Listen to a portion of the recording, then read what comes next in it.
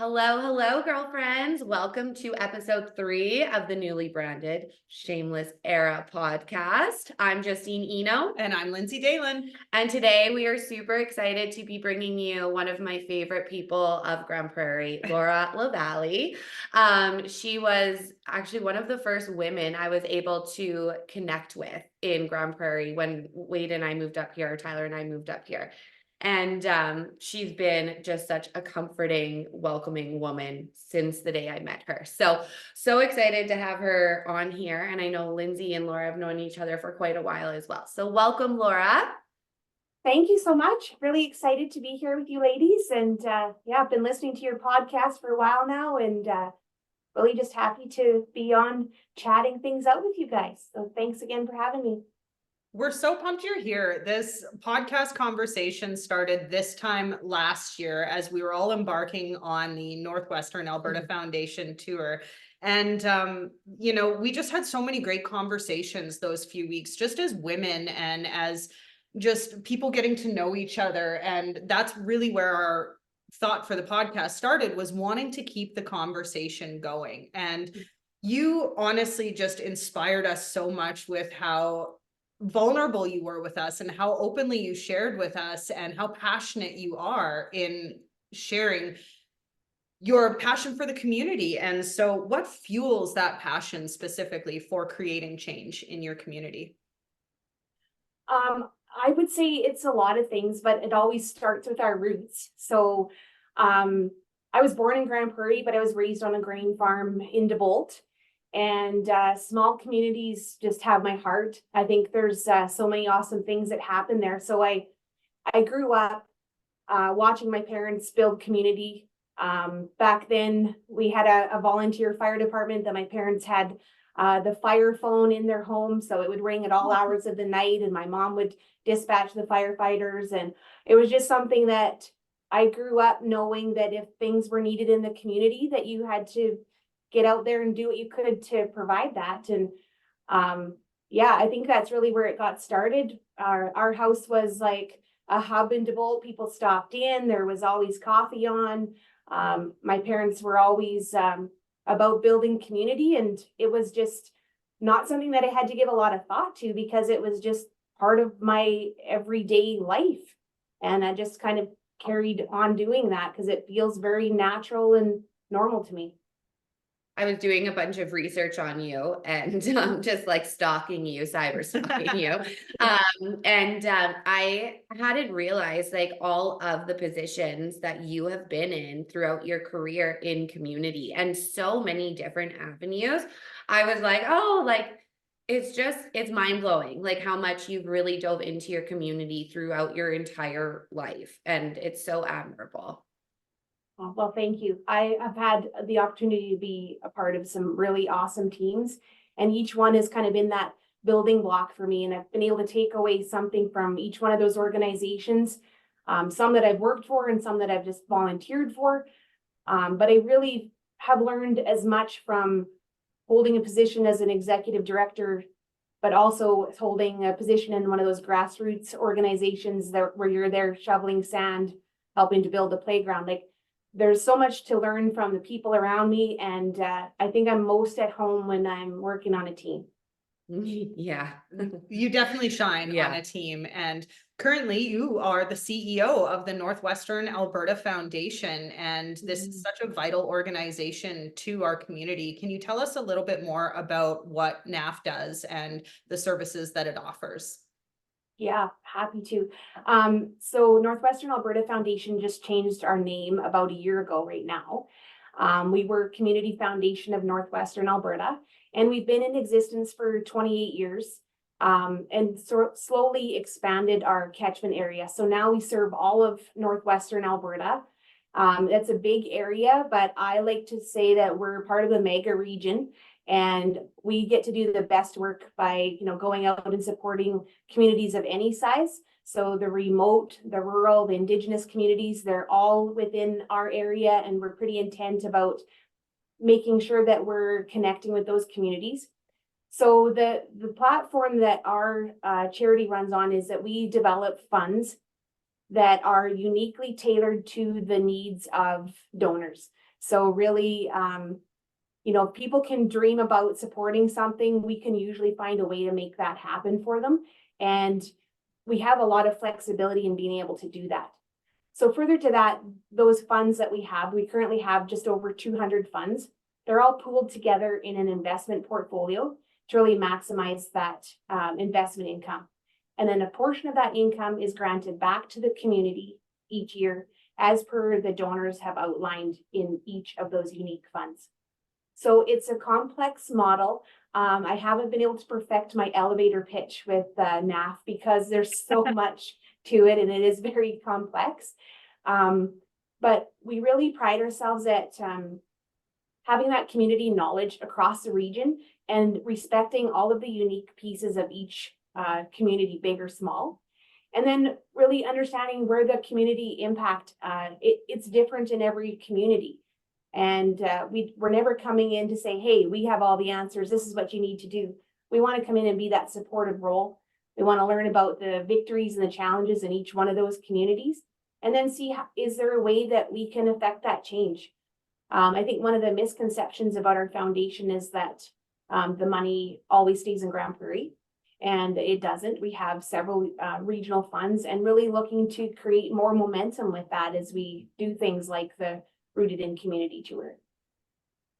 Amazing. I learned so much doing the tour last year about NAF, and I still continue to learn all the time about the things and the funds and all the interesting things. But just speaking as a business owner, it's so, I mean, I don't know why more people don't do it as a business owner because it's so easy, right, to work with you guys. You specifically are just such a caring and compassionate person who just loves people from what I can tell, and you love to hear people's stories and listen and know how you can help them. So, yeah, I love NAF. Huge NAF fan. Yeah. So throughout your career, I'm going to go a little bit more into like the ambition side of it and how because I'm going through your accolades and the things you've accomplished, the positions you've held, and you also have 3 children, correct? 3? Yes. Yeah. So Yes. you're like, you have a farm, you have a ranch. And I'm like looking at all these things and I'm like, okay, I knew she wore a superwoman cape, but like, this is crazy. So how have you found like throughout your career, the fluctuation of having to, Lynsey doesn't like the word balance, so integrate everything together to still be so successful in your career and in your community? That's a really big question. And I think that there's still some days in my life that I don't exactly have that figured out. I can tell you that over, you know, the time that my kids were in school, my husband worked away a lot.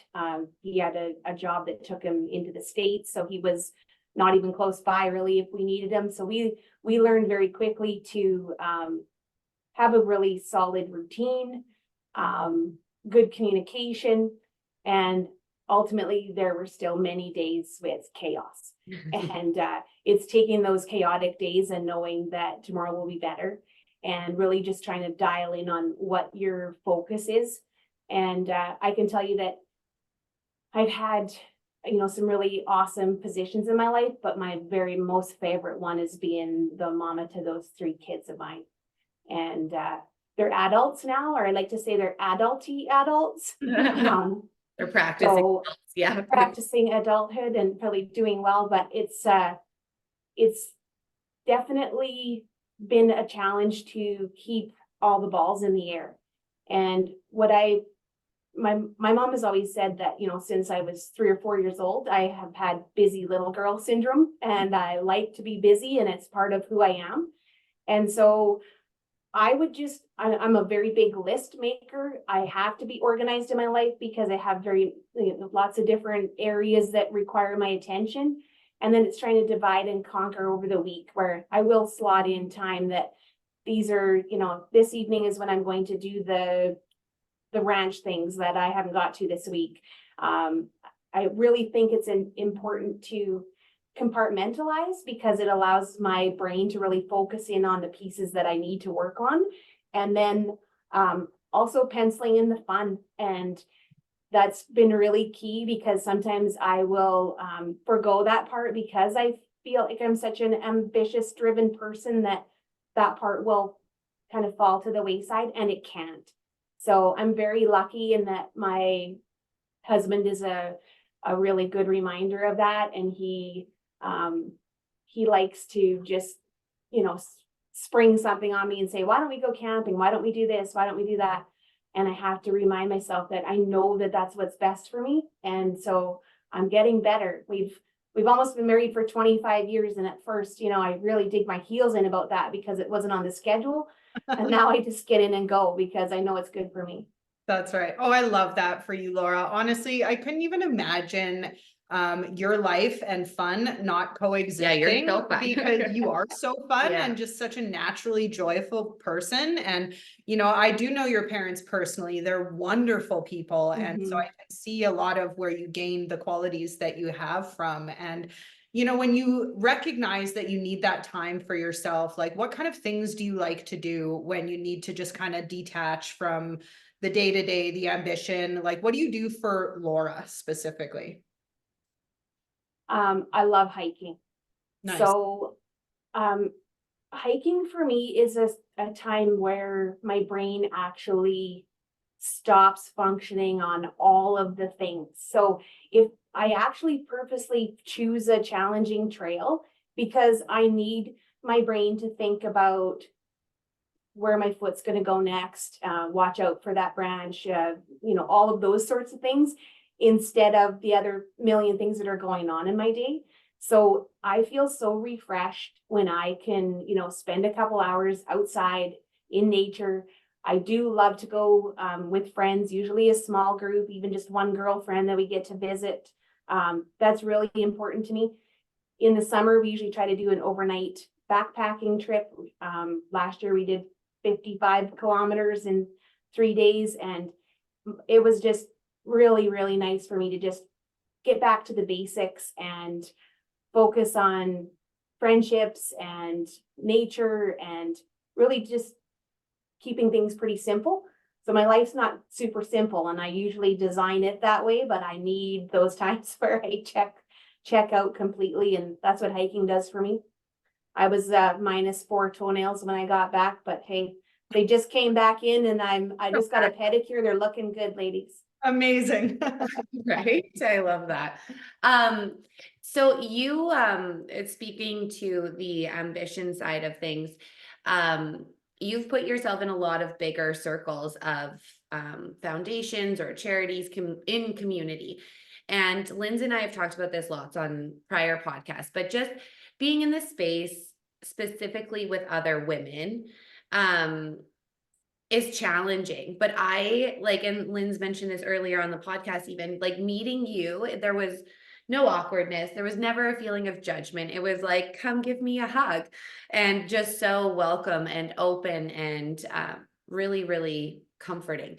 And so my question to you is, with this is more of a, I'm trying to word it properly, is when you come across struggles in this area, how do you continue to be your joyful self? Because there has been so many times through the NAF tour, even that I've seen in an uncomfortable or a weird situation, and you're just still like happy, bubbly, authentically yourself. So how do you work through that in your mind, in your inner self? So of course I'm a work in progress like everybody else. I don't always have everything together, that's for sure. But I think what I try to remember is, first of all, what a difference a day can make. So the challenge that I have today could be solved tomorrow. And that's really important to me to keep in mind that today's trouble may be very different tomorrow, and that tomorrow's a new day. So I try not to hang on to those sorts of things. And then I think when you may have seen me, in a mode where something's going wrong, I had years in as a first responder, and I learned very quickly how to dial that in. And I might be like paddling really quickly, like a duck under the water, but I always try to maintain my composure because I find that it helps the people around me to feel that confidence and comfort, and that in itself actually really helps mitigate most situations. So if people around me that, I'm supposed to be leading, see that I'm struggling and upset, that just creates chaos in their life as well. And so I might be feeling it, but I do have a lot of practice at dialing it in. And it doesn't mean that it doesn't come out somewhere. I'm human.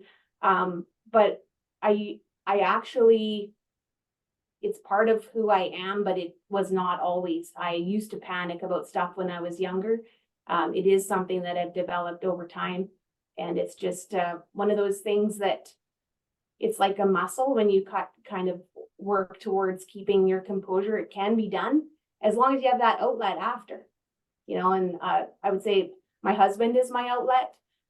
My parents are my outlet. And if you have people in your life that you can say, hey, I was actually really scared when this happened, or this was really uncomfortable for me today when somebody said this and this and this. You have to get it out, but it doesn't necessarily bode well for you to do it in the moment. And I've had a few hard lessons on that front as well. I love that so much, that mentality of dialing it in, because I really try to do that in my own life as well, in tough situations of like, Lynsey, dial it in right now. You can cry about it later. This is a future you problem, whatever the case might be. But as somebody who's lived in Grand Prairie my whole life as well, something that I struggle with in my community, especially community of women, is fear of judgment and fear of like, how are other people perceiving me? And as somebody who's a public figure and who's out in the community a lot, is that something that you currently struggle with, or did you struggle with, and how did you move through that? Because we're putting ourselves out there constantly in such a vulnerable way. And by owning our authenticity, that is really vulnerable. And so I can imagine there were maybe times throughout your life where you wondered, like, well, what do people think? Yeah, absolutely. That's still something I struggle with. I don't think anybody likes it if you feel that maybe somebody doesn't like you. I have, the older I got, kind of, I care a little bit less than I used to. It's still there. There's still things that hurt your feelings or whatever, but I really try not to focus on that. And most of all, I try to show up as myself, and I really live by, to thine own self be true. If I show up every day and act like myself and, do the best that I can for myself, and still, go to sleep at night and say, you know what, I showed up as an authentic Laura LaValley today. That's all I can do. And I really try to keep that in the forefront. I also try to make sure that I keep my circles tight. Mm-hmm. I love people, I genuinely do. But I'm not necessarily an open book to everyone that I see. Right. I think trust is earned in drops and lost in buckets. And I think it's important to me to, have those people that are tight in my circle. They're the ones that get to hear, the inner feelings and those sorts of things. Because that just, I feel it somewhat protects me from the judgment. I need some of those things to be only for the people that are really close to me. And it's important to go out there and be yourself. And I have a 19-year-old daughter, and I need her to see me being myself every single day. And I think that gives her the courage to go out and be herself. So I had the privilege of meeting her on the last industry night. And I walked up to the table and I seen a few people I knew. So I said hello, and I didn't know your daughter at the time, but I looked at her and Brittany goes, "Oh, this is Laura's daughter." And I'm like, well, how can it not be? And she smiles so big, and I'm like, oh yeah, but she is a wonderful woman as well. Like you can definitely see you in her, but she has a great role model to look up to. That's for sure. Absolutely. thanks. So does your whole team. And I thought it was really cool, and I hope it's okay that I share this. But I know you just went and visited a friend of yours that used to work for NAF. And I thought that was so cool. I stumbled across that on social media, and it warmed my heart, because you can have a boss, or someone you work with, and it's a great relationship because you work together every day. But to continue that bond, it just speaks to the environment that you cultivate wherever you're at. So how, like, managing people, especially in, I would say it's more female dominated in the charity foundation. Nonprofit Yeah. space, yeah. Yeah. How do you find that? Do you find it quite tricky times in managing that aspect of it? Because I mean, it can be tough, right? So yeah, how do you go about that? Yeah, it can always be tricky managing people. Um, I think what I try to do is I try to establish a few ground rules. It's very important to me to have trust, and I commit to my staff team that they can trust me, and if they ask me a question, I will give them an honest answer, and that I expect that in return, and that I always remind them that we are doing the human experience together. And a lot of times there's nobody that you spend more time with than your coworkers. Mhm. And we need to do the human experience in here together, and we need to do it well. We need to support each other. And so everyone that is on my staff team is a mother. And we all know things pop up and kids get sick and weird things happen. And um, I guess I always want my team to know that they have my support. But it goes beyond that because I actually really care about what's going on for them. They're more than just a staff member. They do become part of the NAF family. Excuse me. So I think that's it helps to develop teams that people like to be a part of and that they are sad to leave. And that is not just about me, it's about the teamwork that happens among all the people on the team. I make a lot of intention Monday morning staff meetings. We do personal development type stuff.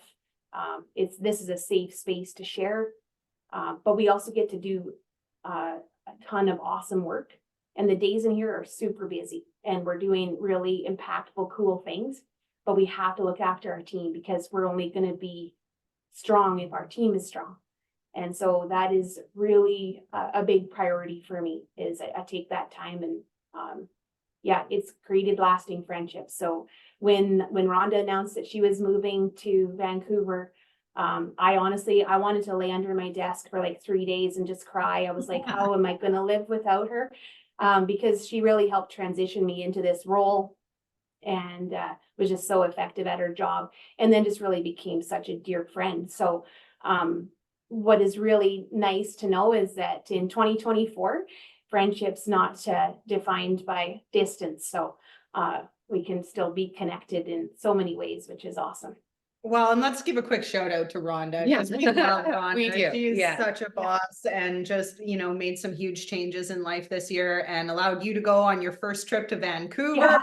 I can't believe that was your first trip to Vancouver. Yeah, I'm not sure what happened, but Vancouver has not happened for me before last weekend. So yeah, it was awesome. I loved it.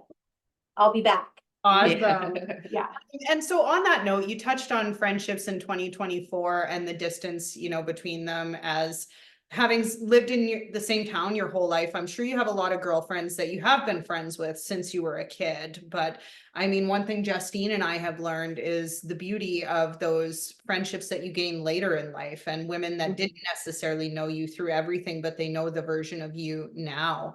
So what role do female friendships play in your life now as a grown woman, mom of 3, your community of women, how do they show up for you? Friendships are super important to me. You're right. Lots of variations, some that have known me forever and some that have been friends for a year. But I think they're that sounding board, and especially being a mom, it is so nice to be able to chat with another woman that has a similar challenge to you or has been there, or is just to say like, you know what, some days are tough and you got this, girl, like you're going to get through it. But I feel what you're going through. That's so key. I love my friends that love my kids. Aww. There's just nothing better than that. To be able to phone up a girlfriend and say, guess what happened? This is an exciting thing that happened for one of my kids, and that they're almost as excited as you are about it. There's just really nothing better than that. But I've also realized that friendships can look very different too. I have, recently got, friends that were older than me, much younger than me. Whereas, when I was younger, they sort of fit within, 2 or 3 years of my age. So that's expanded quite a bit. I am one of the lucky ones that I can say that my mom is my very best friend. And that's not the case for a lot of women, but I've been very, very fortunate to be able to say that. So she said to me when I was about 14 years old, I was in that stage, and she said to me, Laura, you and I are not friends, and it's my job to be your mom. And if I do that well right now, someday we will be friends. And because she had the courage to do that for me when I was 14, we are the best of friends, because she knew that I needed a mom when I needed a mom. And now, we can be really good friends. And so certainly something that I've modeled with my daughter. And now that she's 19, I can start to see those areas of our friendship blossoming too, which is really kind of full circle for me. And I was very good friends with my grandma. So I've had really awesome women in my life that were family, but were also friends. I can also say I have a very lovely mother-in-law. She has loved me like her own since the beginning. And I think there's a lot to be said for that too, is I have wonderful sister-in-laws and, people that back me and that understand me and see me for who I am. And mostly I just love being around them, and we have a lot of fun, and that's key. I think that it's so powerful, right? To have the village of women. Like if you can have or just people, even in general, not necessarily women, but I think it helps to be your authentic self, because you know that you can, and if you fall, they're all going to catch you and still love you anyway.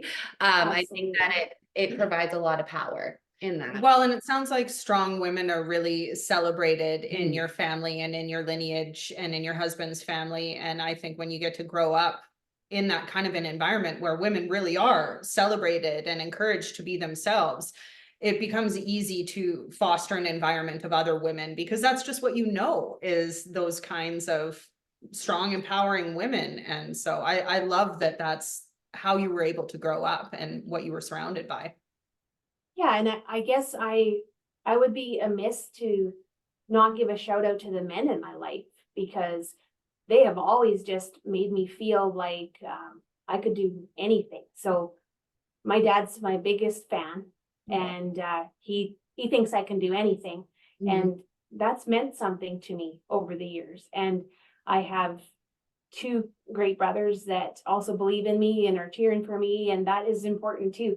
And I have a husband that I chose essentially when I was 15 years old. Amazing. And so we have had to grow up together, and there has been some growing pains. But we have never ever,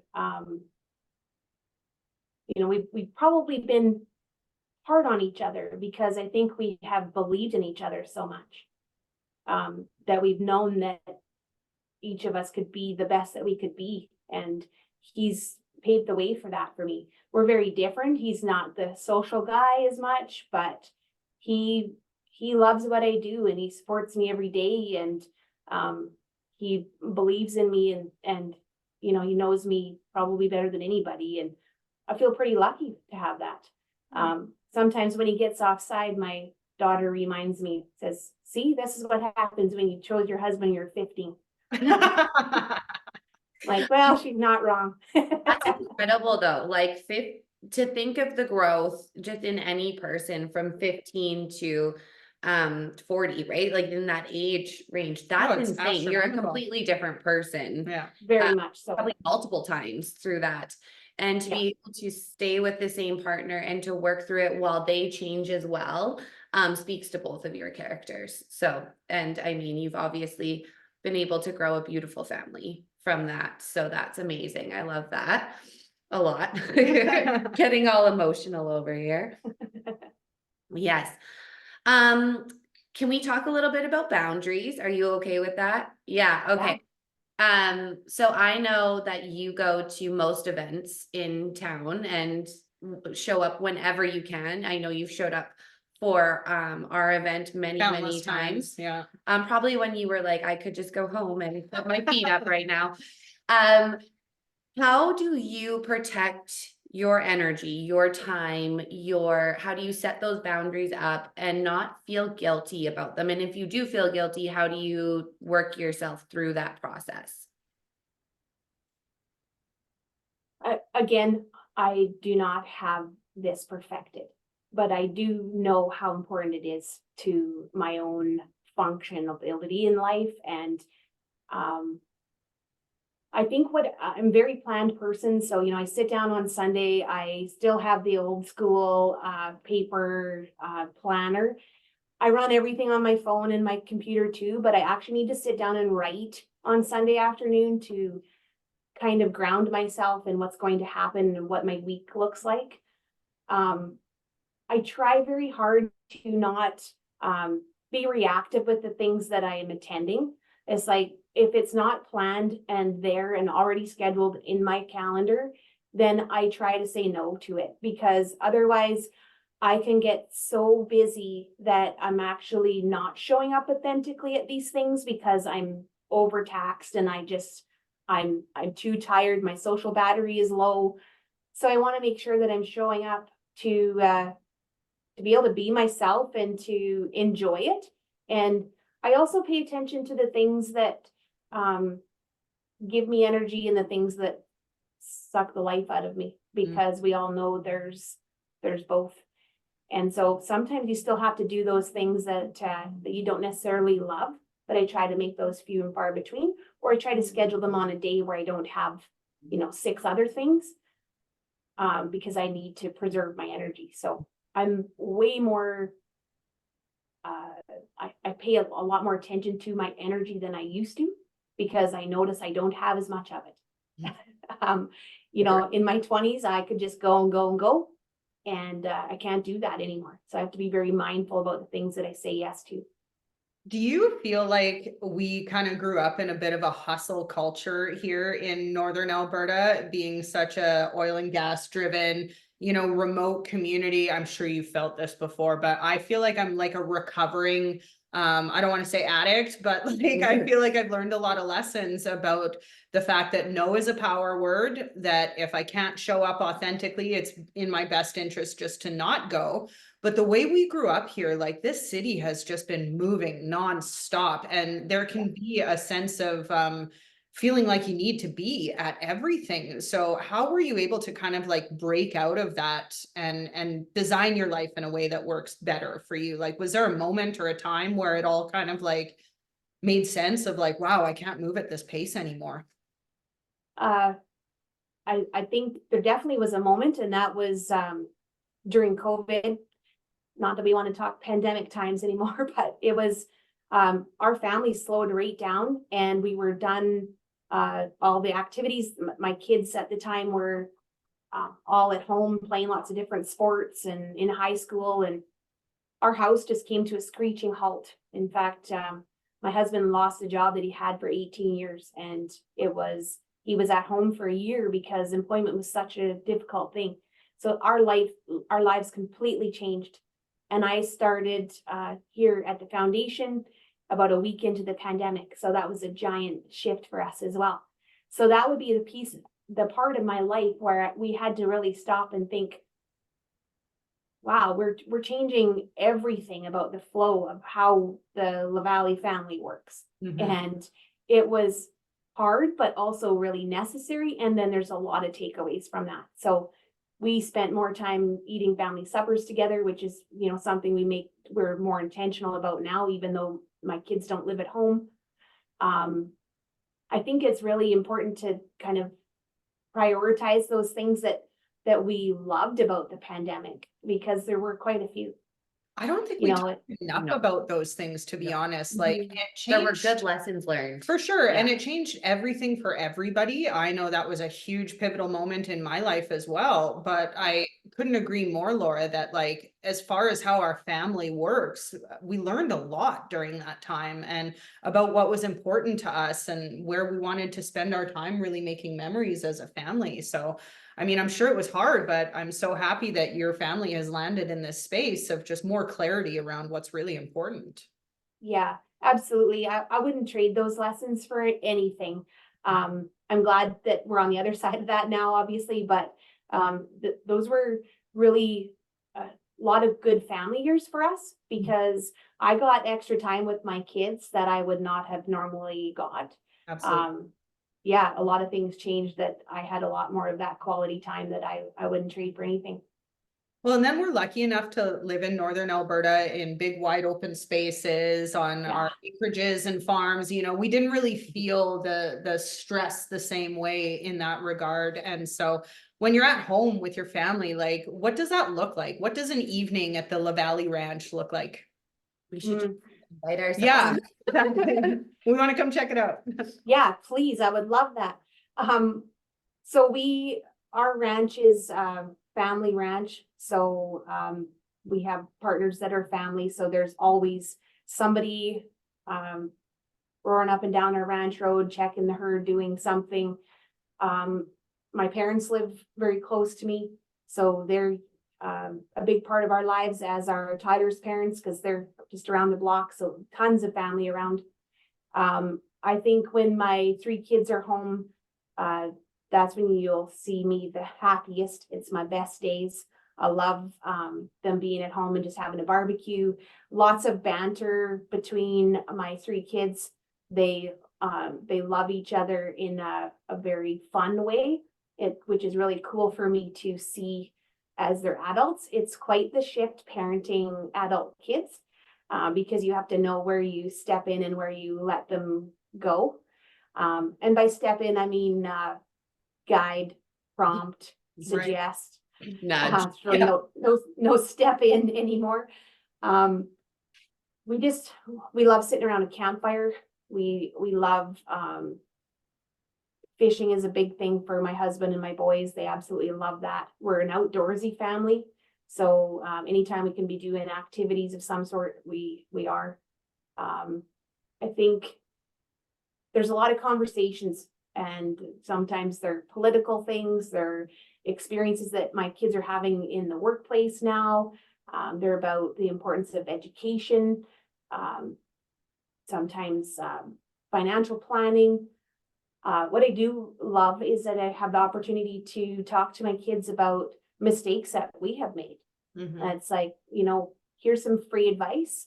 Don't do what we did. It didn't work out well. And you know what, they might still go ahead and have to try it on their own. But I really love that we're in that space, that there's that mutual respect, and they come back, looking at us like we actually might have something to offer. Whereas, 5 years ago, I don't think they thought we had anything smart to say. So that's coming back full circle, which is lovely.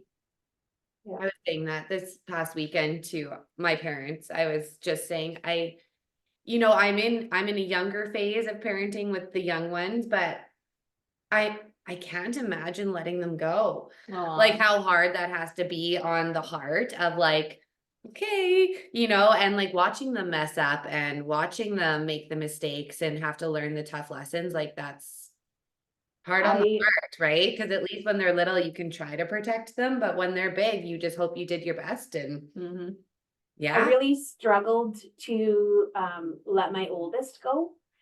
And I had my claws in him. I just struggled to, the first time he drove out the yard with a friend, and the first time he went away to school, or the first day of his new job. Like those firsts were all just really pulled on my heartstrings for him. And since I have 3 kids under 4 years, so they all grew up fast and they all left me kind of at the same time as well. But I can say that it sort of got easier with the second and the third.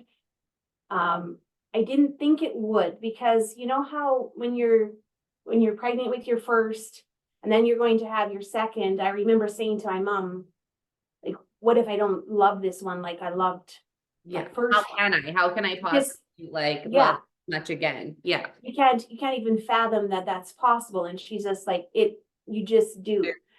So I thought, maybe it was going to be the same when I had to let that first one go, that it was also going to be heart-wrenching to let the second and the third go.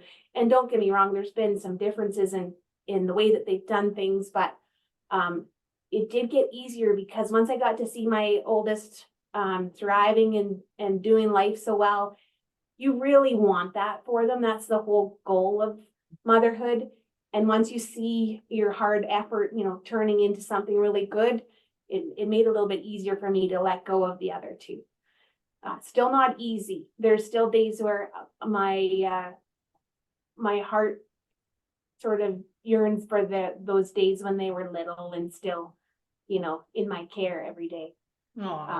You but- can like borrow mine I anytime. will. I will be snuggling that baby my first chance.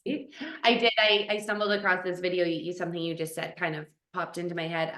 But it was like speaking to moms in the little kid phase, and it said, when you're in it and you want to be out of it, remember one day, hopefully you'll be older and wishing these days back. So I found myself over the last couple of months just being like, you might wish it back one day. So just, it's okay. Just be in it. Right. So yeah. I do remember those days when people would say to me how fast it goes. And I thought, I don't really need to hear that today because I'm not having a fast moving day. With 3 of them under 4, I can remember going to the grocery store and having one riding on the side of the cart, one that I was carrying on my back, and one that was in the front, and trying to fit groceries around them and thinking like, how long is this going to be? And really, it felt like I blinked where one was suddenly carrying the dog food for me, helping me bag the groceries, helping me carry them in. And now they're not even there helping me eat them. So it goes by way too fast. And it is hard to remember to treasure those moments, but also you're completely normal when you're having a day that you think this could end anytime. Fine for this stage. Yeah. Yes. I would love to circle back to the conversations you're currently having with your kids. I vividly remember this time growing up with my parents. They bought a hot tub when I was about 14 years old. And they always say that that was one of the best things they ever did for our family, because us kids would actually sit in the hot tub and talk with my parents for hours on end. And you talk about sharing the mistakes that you've made and the lessons you've learned. And I feel like this is a great kind of segue into shamelessness. And now that, you're sharing these mistakes and lessons that you learned with your kids, how does the quality of shamelessness help you kind of share that with them and in an authentic way that helps make an impact? Because I truly believe that we have to be shameless in order to be that raw and authentic with our kids. And so talk to me about shameless and what that means to you. I would say that it's actually almost easier to tell my kids about my shortcomings than anyone else. Okay. Because they've lived them along with me. Right. They're probably fairly well aware where my flaws are.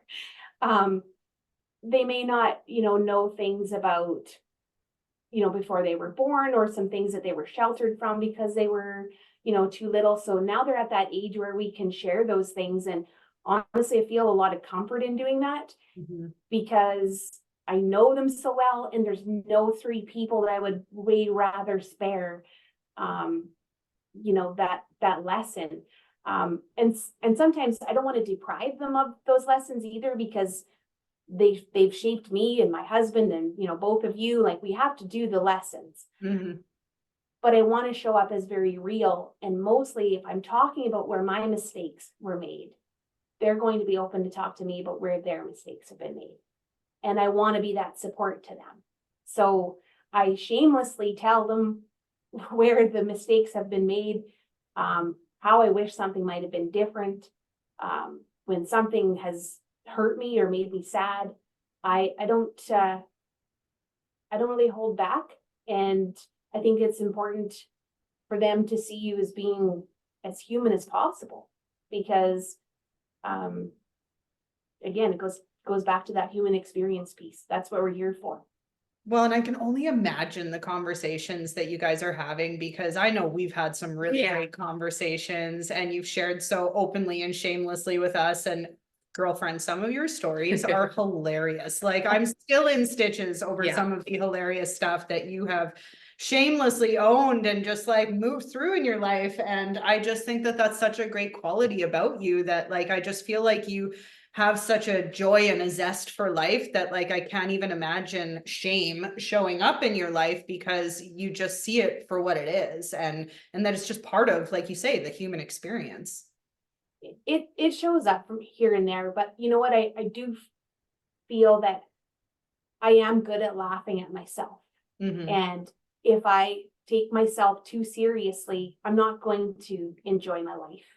And I am very intent on laughing every day here at my work. We spend too much time here to not enjoy every bit of it. And my husband can tell you I have a very corny sense of humor. He shakes his head and rolls his eyes, but I know deep down he really loves it. That's what I'm going with. But you know, you have to be able to have that lightheartedness, because life is hard, and there's a lot of stuff that, you know, you go home at night and you feel discouraged about or worried about, or there's a lot of stuff that's happening in the world that, you know, you can let it get you down. And let's face it, the news isn't great and the world's divided and all of these things. But if I can focus on keeping things light where I can and learning to laugh at myself, that's really important. Our daughter, when she was about 8, she fell down skiing and it was quite the spill, and we all laughed. She was very upset that we were laughing at her. So we had a pretty long discussion about, this is an important lesson. You have to be able to laugh at yourself. You have to know that things that happen to you, that someone else can benefit, and it can bring a little bit of joy to them. And it can also create connection, because we can't say we're connected. We wouldn't be connected in the time that, you know, the three of us spent on the tour if I showed up very guarded and, you know, unwilling to share about my life. And if I want to connect with somebody, I have to show up as me. And you might as well know about the crazy, silly thing that happened, because if you laugh and I laugh, then I feel pretty good about that. I was actually, after Lynn's was done, gonna say you are one of, like, I would say the best person I know to this point in my life of laughing things off, including if it happens to At yourself. yourself. Yeah. And I think, as you were just speaking about it, all these, you know, thoughts and words are popping in my head, but of just how, I think laughing off, especially a crappy situation or something embarrassing, takes the power away from it and gives it back to you, and is just kind of like, okay, yeah, like it really does. Yeah. So that's, I mean, that's awesome. But I do sometimes I think back to some of our conversations and I'll just laugh at it in that moment, like a year later, and it makes me in a better mood. So thank you for always sharing. I'm here to help. Yeah. So there is one thing, we're coming up on the hour mark already, which is crazy. But there is one thing, I'm gonna let you bring it up because you did the campaign for it, leading up to it, that I definitely wanted to touch on before we close out everything. So I'll let you swing at this one. Well, I was so excited to open up social media a few weeks ago and see you recognized as one of the 30 Women for 30 Years campaign with Victoria's Attic. I had the pleasure of helping Allison create that campaign, and it's been so wonderful seeing so many women recognized within the community. And so, you know, on that note, are there any women specifically that have helped you grow as a community ambassador and that you kind of looked up to throughout your career and that have helped shape you as, you know, the impactful woman that you are today? Yeah, first of all, that was just an incredible honor to be nominated. And I have to say, there was like a robust questionnaire that went out. And when I saw it all compiled together, it was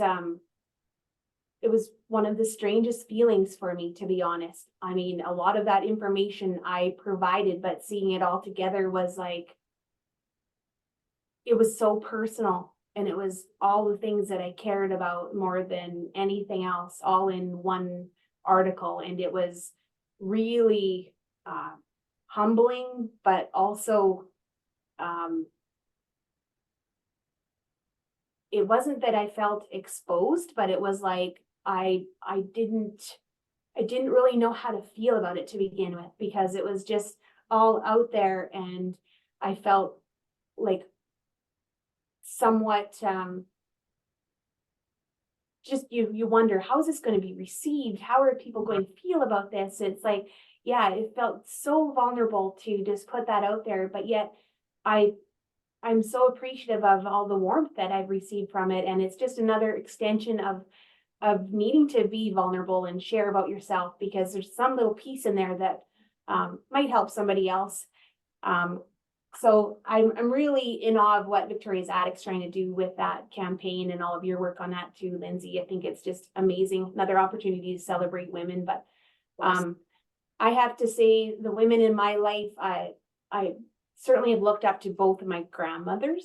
So my grandma on my dad's side, her name was Winnie Moore, and she came to DeBolt, which was named after her family, because the post office, people came to their house to get the mail. And so certainly a longtime pioneer. When she got here, she didn't go to town for 8 years. Oh, wow. And like, thinking about those sorts of things and those hardships that those pioneer ladies would have. And then my other grandma on my mom's side, her name was Joan Little. She was one of the Oliver girls. Her father was J.B. Oliver, who owned the funeral home here in town that still exists. And I think I've always just had that strong sense of community from them, and it just has trickled down in both sides of my family, of just the importance of building community. And when I go to places like Vancouver, I'm in awe of the cherry blossoms and the ocean and all of the things. I'm still really glad to come home, because Grand Prairie in this area just has so much to offer. And it's such an important, there's a ton of important things that are going on in this community. And if I can champion that in any little way, I'm so excited to do that. As for other women in the community, I honestly hesitate to name drop quite a few, because there's so many of them. I would just never want to miss someone. I've been really had the pleasure of having some amazing chairs of the board here at Northwestern Alberta Foundation. So Natasha Collins, she's a partner at KMSC. So she helped transition me into this role and stayed on as our chair through the pandemic. And she's an amazing lady. Then she was followed by Amy Richards. She's a partner at Fletcher Mudrick, and just dynamic leader, and really helped bring the foundation forward. And now we have Eunice Friesen, who is taking the helm as well. So I always look to those ladies for inspiration with my work, because they are really community champions, and I admire how they handle themselves professionally. When you stand back and you watch someone in action and you think, what, she's doing some things right. I'm always excited to take a page out of someone else's book. My book is not done, and I am not perfection. And if I can, look and see some other woman doing something that I think is really good and admirable, then I want to try and do that too. And so I think, there's a ton of great people that have been in my life and supported me, but those would be the main ones. Oh, I love that. Amy Richards has been one of my best friends since we were like 8 years old, and she is such a powerhouse woman. Eunice Friesen is wildly just how do I describe her? She's eloquent, she's elegant, she's professional, she's clappy, poised, little badassy. I love that about her. We recently saw her speak at the Hyperdrive conference in Jasper, but I think that there is such a beautiful community of women here in Grand Prairie, and that really is a large part of what we're trying to foster and create with this podcast, and to have these open conversations about authenticity, vulnerability, ambition, the mistakes that we've made. And so thank you for sharing so openly with us here today, Laura. This has been such a pleasure. We've been just a dream come true for us to have you here on the podcast. I can remember back to a year ago when Lynsey and I were driving for the Rooted in Community tour, and we're like, hey, let's do a podcast. And we're like, we could have guests like Laura to like to have it like come back full circle just in a year has been amazing. So thank you, yeah, so much for being here with us today. Do you have a quote for us? I do. Okay. So I thought quite a bit about this. I'm like, wonder where I should find this quote. And then I realized it's a quote that sits on my nightside table, and it just sums up how I try to roll. It's Martin Luther King. Faith is taking the first step, even when you can't see the whole staircase. Aw. And I would say that that pertains to every aspect of my life. When you have that parenting issue, when you have a business decision to make, when there's something going on in your family, it's just sometimes you need to take a step, and you don't necessarily have to know how it's all going to play out. But a decision is often better than no decision. And so I do try to, get up every day and take that step forward and be comfortable not knowing where that staircase is leading me. So that comfort is something that shifts daily, how much comfort I have with it, but that's my focus. And yeah, I just think that's a pretty basic one that probably lots of people have heard, but I definitely try to live by it.